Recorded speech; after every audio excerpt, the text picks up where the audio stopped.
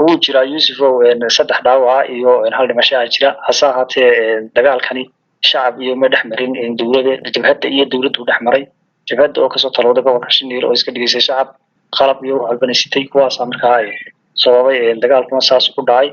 Cabdirasaaq soo dhawow rabshado ayaa ka dhacay deegaanka Gaarisa ee ka tirsan gobolka Awdal khasaare intii leeg ayaa ka dhashay maxaase uu ahaa isku dhac dhexmaray ciidanka Soomaaliland iyo dad shacab ah. Yuusuf isku dhac ka dhacay shacabka laakiin jabhadda soo tallaabay oo gobolka Shabeelle ka soo tallaabay iyo waxa arrintan dhexmartay iyo dadkii deegaanka ah ee magaalada iyagoo hantidoodii habeennimadii la gubay habeen hore dukaanadii waaweynay bakhaarradii markii la gubay khasaarihii meheradu ay dhowr iyo 10 milyan iyo subaxii la soo gubay dadkii dambiilayaasha markii la soo ururinayay iyay bilaabeen dagaal markaa dadka Shabeelle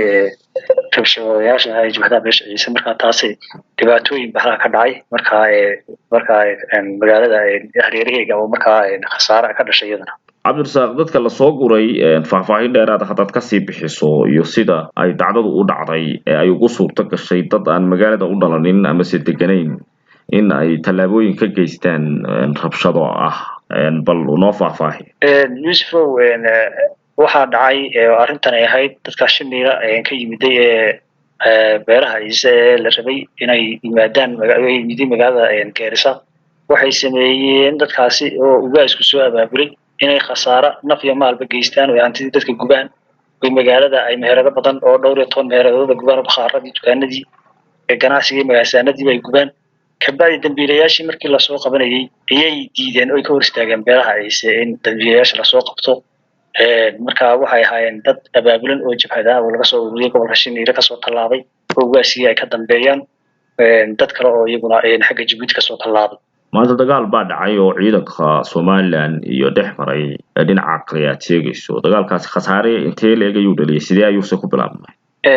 dagaalkaasi wuxuu dhaliyay Yuusuf oo bariyahanba waysta soo gudaha ku soo urureen markaa jabhado abaabulan oo beesha ciise kabacdi markii la baaray magaalada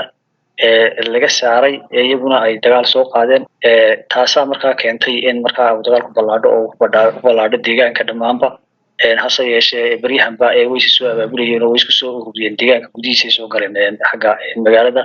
Gaarisa iyo ka tirsan gobolka Awdal. khasaaraha uu dhaliyay waxa kamid ah ilaa 17 bakhaar ilaa dukaanada meherada isku jira oo ganacsiga iyo khasaarahaasi gaaray taasi oo naf iyo maalba halkaas ay ka dhasheen taana waxa uu sababay gandaha ugaaska beesha ciise oo bariyahanba diiday amarkii uu siiyay madaxweynaha Ismaaciil Umar Geelle oo yiri sida doorashada ku dhamaatay bay colaadii iyo dagaaladii Galbursiga ciise ka dhaxeeyay ay ku dhamaadeen taasina way qaadan waayeen marka ugaaska ka dambeeyay rabshadahan dhacay iyo abaabulka ka dhacay magaalada Gaarisa ee dagaalada iska horimaadka. si aynu faham fiican uga qaadano Cabdirasaaq waxa dhacay maanta khasaare dagaal baa dhacay oo ciidanka iyo dhexmaray dad shacab ah dagaalkaasi khasaare nafeed oo uu dhaliyay wuu jiraa Yuusuf oo saddex dhaawac iyo hal dhimasho ah jira hase ahaatee dagaalkani shacab iyo ma dhexmarin dowladda jabhadda iyo dowladdu dhexmaray jabhadda oo kasoo talowday gobolka Shabeelle oo iska dhigaysay shacab qalab iyo albanisitay kuwaas markaa ay sababay dagaalkuna saas ku dhacay taasa markaa jirtay shacab ma ahayn waxay ahaayeen markaa jabhadii beeraha ciise oo gobolka Shabeelle soo tallaabay. maxay doonayaan jabhadahaas ka soo gudbaya dhinaca Itoobiya maxay tahay ujeedada ay Soomaaliland soo galayaan. waxay u soo galayaan maadaama ay diideen xilligii la heshiisiinay labada dhinac ee labada garab dib u heshiisiintii labada dhinac ayay ka gaabiyeen oo diideen ay ka yimaadeen markaa waxay iyagu door bideen inay markaa alqaladayaan shirkii la isku keenay labada beerood. wuu jiraa Yuusuf oo saddex dhaawac iyo hal dhimasho ah jira hase ahaatee dagaalkani shacab iyo ma dhexmarin dowladda jabhadda iyo dowladdu dhexmaray jabhadda oo kasoo talowday gobolka Shabeelle oo iska dhigaysay shacab qalab iyo albanisitay kuwaas markaa ay sababay dagaalkuna saas ku dhacay. Cabdirasaaq soo dhawow rabshado ayaa ka dhacay deegaanka Gaarisa ee ka tirsan gobolka Awdal khasaare intii leeg ayaa ka dhashay maxaase uu ahaa isku dhac dhexmaray ciidanka Soomaaliland iyo dad shacab ah. Yuusuf isku dhac ka dhacay shacabka laakiin jabhadda soo tallaabay oo gobolka Shabeelle ka soo tallaabay iyo waxa arrintan dhexmartay iyo dadkii deegaanka ah ee magaalada iyagoo hantidoodii habeennimadii la gubay habeen hore dukaanadii waaweynay bakhaarradii markii la gubay khasaarihii meheradu ay dhowr iyo 10 milyan iyo subaxii lasoo guray dadkii dambiilayaasha markii lasoo ururinayay iyay bilaabeen dagaal markaa dadka Shinil bilaabay rabshadayaasha ay jooxda beesha ciise markaa taasay dhibaatooyin badan ka dhacay markaa magaalada hareerahayga oo markaa khasaare ka dhashay iyadana cabdirasaaq dadka la soo guray faahfaahin dheeraad ah haddaad kasii bixiso iyo sida ay dhacdadu u dhacday ee ay ugu suurto gashay dad aan magaalada u dhalanin ama se deganayn in ay tallaabooyin ka geystaan rabshado ah bal noo faahfaahi yusufow waxaa dhacay arrintan ay ahayd dadka Shinila ka yimiday beeraha ciise la rabay inay yimaadaan magaalada Gaarisa waxay sameeyeen dadkaasi oo ugaasku soo abaabulay inay khasaare naf iyo maalba geystaan oo hantidii dadka gubaan way magaalada ay meherado badan oo dhowr iyo 10 meheradooda gubaan bakhaarradii dukaanadii ganacsiga magaaladaanadii bay gubaan kabacdi dambiilayaashii markii la soo qabanayay ayay diideen oo ka hor istaageen beeraha ciise in dambiilayaasha la soo qabto markaa waxay ahaayeen dad abaabulan oo jabhada oo laga soo ururiyay gobolka Shinil ka soo tallaabay oo ugaasii ay ka dambeeyaan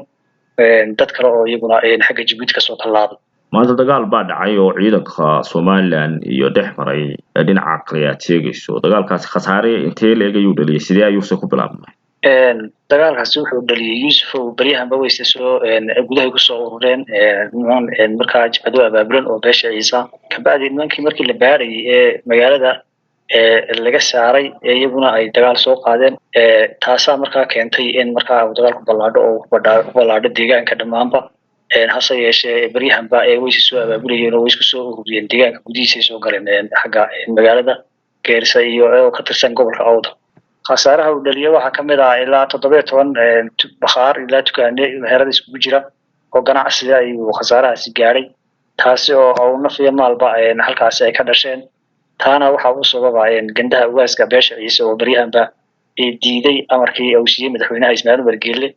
oo yiri sida doorashada ku dhamaatay bay colaadii iyo dagaaladii Galbursiga ciise ka dhaxeeyay ay ku dhamaadeen taasina way qaadan waayeen marka ugaaska ka dambeeyay rabshadahan dhacay iyo abaabulka ka dhacay magaalada Gaarisa ee dagaalada iska horimaadka si aynu faham fiican uga qaadano cabdirasaaqow waxa dhacay maanta khasaare dagaal baa dhacay oo ciidanka iyo dhexmaray dad shacab ah dagaalkaasi khasaare nafeed oo uu dhaliyay miyuu jira Yusuf oo 3 dhaawac iyo hal dhimasho jira hase ahaatee dagaalkani shacab iyo ma dhexmarin dawladda jabhadda iyo dawladdu dhexmaray jabhadda oo ka soo talowday gobolka Shinil oo iska dhigisay shacab qalab iyo albanisitay kuwaas markaa ay sababay dagaalkuna saas ku dhacay taasa markaa jirtay shacab ma ahayn waxay ahaayeen markaa jabhadii beeraha ciise oo gobolka Shinil soo tallaabay maxay doonayaan jabhadahaas ka soo gudbaya dhinaca Ethiopia maxay tahay ujeedada ay Soomaaliland soo galayaan waxay u soo galayaan maadaama ay diideen xilligii la heshiisiinay labada dhinac ee labada garab dib u heshiisiintii labada dhinac ayay ka gaabiyeen oo diideen ay ka hor yimaadeen markaa waxay iyagu door bidaan inay markaa alqaladayaan shirkii la isku keenay labada beelood